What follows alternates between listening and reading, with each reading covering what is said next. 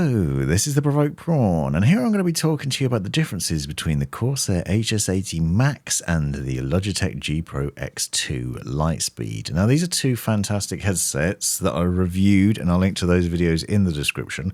But here I want to talk to you about the differences between them, what I like and don't like about each of them, and what makes each of them appealing. There are some significant differences, but they're both pretty awesome in a number of ways. They're both multi-device capable, they're both very comfortable, they both offer some interesting sound options and good aesthetic quality, and they look good, they feel good, and they sound good, so they tick a lot of boxes. There are some complaints about both of them though, so I want to talk about those issues as we go through. I'm going to show them off side by side so you can get an idea about them. Now, both these headsets are actually upgrades to previous versions, the Logitech G Pro X, obviously we're now on the 2, and the Corsair HS80. So upgraded headsets, theoretically better than the previous ones, and I've done videos to compare them with the originals if you're interested and see what the differences are there. But you can see a couple of shots of those side by side, and aesthetically you'll see that there's very little has changed, but under the hood quite a few things have. And one of the things that's excellent about both these headsets is the connectivity. You'll see that the Logitech G Pro X2 Lightspeed, for example, has multiple connection options. You've got 3.5mm jack, you've got USB-C charging cable, you've got Bluetooth and wireless connectivity, so you've got plenty of different flexibility there in what you can connect it to and what you can use it with. I've been using it with PC, but also connected to my phone, so you can use it with your phone and listen to music if you want to, or any other Bluetooth device. As I said, 3.5mm connection you'll see there as well, so you can theoretically plug your phone into the headset if you want to, or another device, and easily use that as well, so it's another option. So there's plenty going on there. However, there is no dual connectivity, so you can't connect to both wireless and Bluetooth at the same time and then mix those two sound sources together, which is a shame. The volume controls here allow you to adjust up and down with Bluetooth, as you can see, and then you just press the Bluetooth button to switch between wireless and Bluetooth mode. So you can do that pretty much on the fly. It's fairly easy, fairly straightforward, and no frills really. And what I mean by that is the Corsair HS80 is also able to do Bluetooth and wireless, and again you can only have one source or the other, but the Corsair has a bit more flexibility in that you have a multi-function button on the headset. So you can see the Bluetooth button here, for example, can be used as a media playback button to play and pause music and skip tracks and rewind and other things. And also the volume wheel is also reprogrammable, so you can double that, where basically you press it in and then it can do another action. You can program that within Corsair's IQ software. So some minor differences there. If you put the headset side by side, you'll see they're both comparable in sort of the size and shape of them. I want to talk quickly about the connections a little bit more depth, because it is worth mentioning that the Logitech headset actually wins in one other way that isn't immediately obvious. You'll see they both have a wireless dongle, but what you'll notice is that the Logitech G Pro X2 has a 3.5mm connection on that dongle. So that means that you can plug a 3.5mm cable into it, which is really cool. So this allows you to plug the wireless dongle into your PC or console, and then obviously use it wirelessly. But you can also plug a 3.5mm source into that. So if you've got this cable, which is included in the box, plug that in to the dongle, and then to whatever else you want, you can then mix that into the wireless source. So for example, using an USB microphone, you can mic monitor a USB microphone like the HyperX Quadcast S, or our XLR setup like the Elgato Wave, for example. You can plug 3.5mm connection into the headphone jack on there and then into the wireless dongle, and then you can use those two things together without having to connect a wire directly to the headset, which means that you can keep that wireless going, which is really nice. It's a rare feature, and it's something the HS80 Max doesn't have, which is a shame. However, there are some nice controls on both headsets. The HS80 is a bit more flexible in what you can do with it. You'll see that there's an LED indicator on both of them to let you know when battery's running low, and also what mode you're in. So if you press the button on the Corsair headset, the LED changes to blue, for example, when it's in Bluetooth mode, and the same sort of logic with Logitech. So you both have some sort of subtle indicators as to battery life. and things like that, and what mode you're in as well. So pretty good there. Now, I said that both headsets are very comfortable. I'll talk about that because comfort is important. It's one of the most important things for me. Both of these headsets are well designed. I do feel like the Corsair headset will be for smaller heads. If you have a massive head, you might struggle, but I am going to put them side by side so you can see the difference between them. Both of them have these incredibly soft ear cups. Now, as standard, the Logitech G Pro X2 has these faux leather memory foam cushioned ear cushions that you can see alongside the Corsair HS80, which has those soft ones. So these are really velvety soft ear cushions that are very comfortable. Now with the Logitech headset, you can just pull the ear cushions off with ease. They're just held in place with a little lip around the outside, and so you can just tug those off if you want to. With Corsair, it's a little trickier. These are twist-off ear cups that are actually attached to the headset itself. I've cut out some footage there of me struggling to do it because it isn't as easy. However, once you've done that, obviously you've got the ear cushion itself, and it has some backing to it, so there's a bit of a different design there. If you put them side by side, you'll see that the Corsair has more ear-shaped design to the cushioning, but I don't feel like it's a lot deeper or anything significant going on there. One reason to compare these headsets is actually the cloth material ear cushions. The Logitech headset has both faux leather and cloth material included in a box, so you don't have to buy any extra ones. You get a choice of either of those, which is really neat. And the material is just as soft as the HS80, so they're both very soft ear cushions. Now, the Logitech G Pro X2 has both included in a box, which is really nice to see, a nice addition to any headset, rare to see, and they are very squashy. Obviously, the cloth ones, the design there doesn't give you as good passive noise cancellation as the faux leather ones do, but they are a softer, more comfortable material, and they won't make your ears as hot. Close look at the faux leather ones, though, you'll see there's a cloth inner on it just around the ridge, which also means that they are also very comfortable. So you've got the best of both worlds there. Logitech G Pro X2 also comes with a carry case, which is a small additional bonus.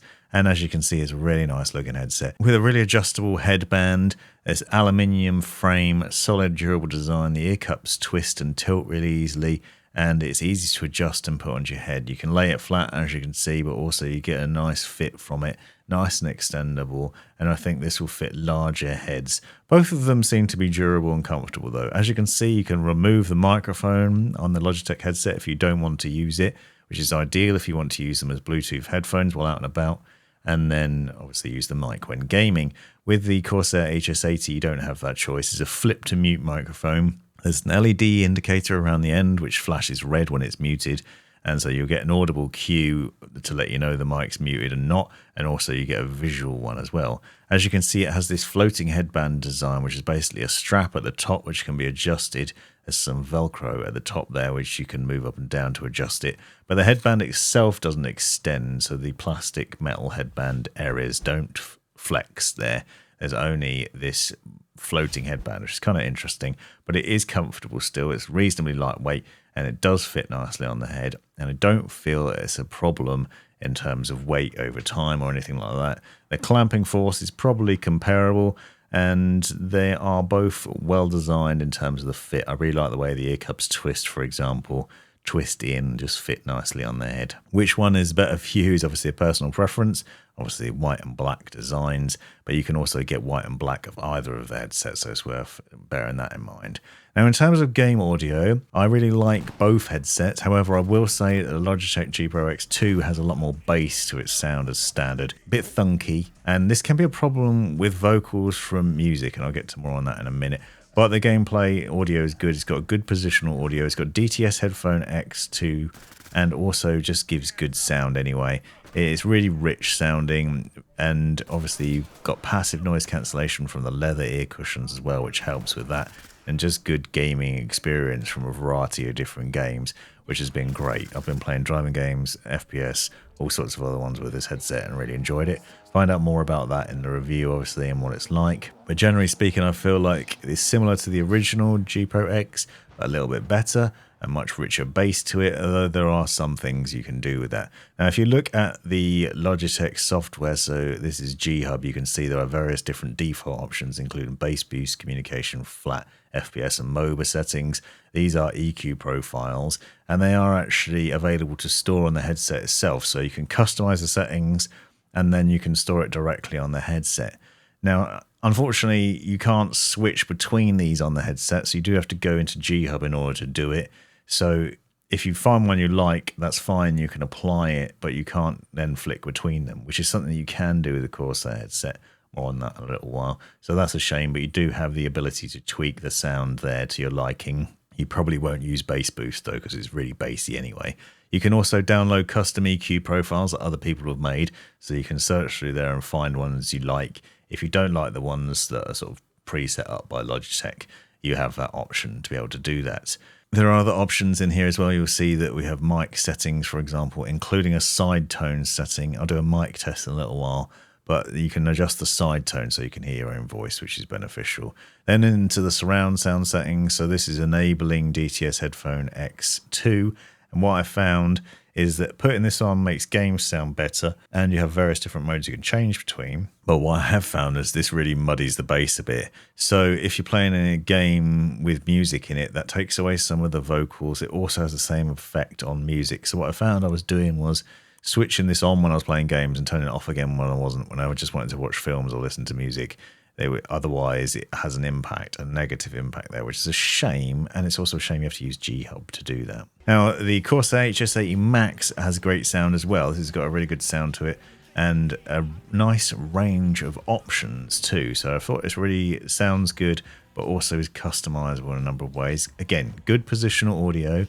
And you have some options there too, but you can also tweak various different things. So if you go into Corsair's IQ software, you'll see that one of the most interesting things is SoundID personalization. This is a system that essentially runs through various tests on your hearing and then on your musical taste or sound taste, which is pretty interesting. So it tests to see what your hearing levels are and basically plays an audible tone that you then have to click to say whether you can hear it or not.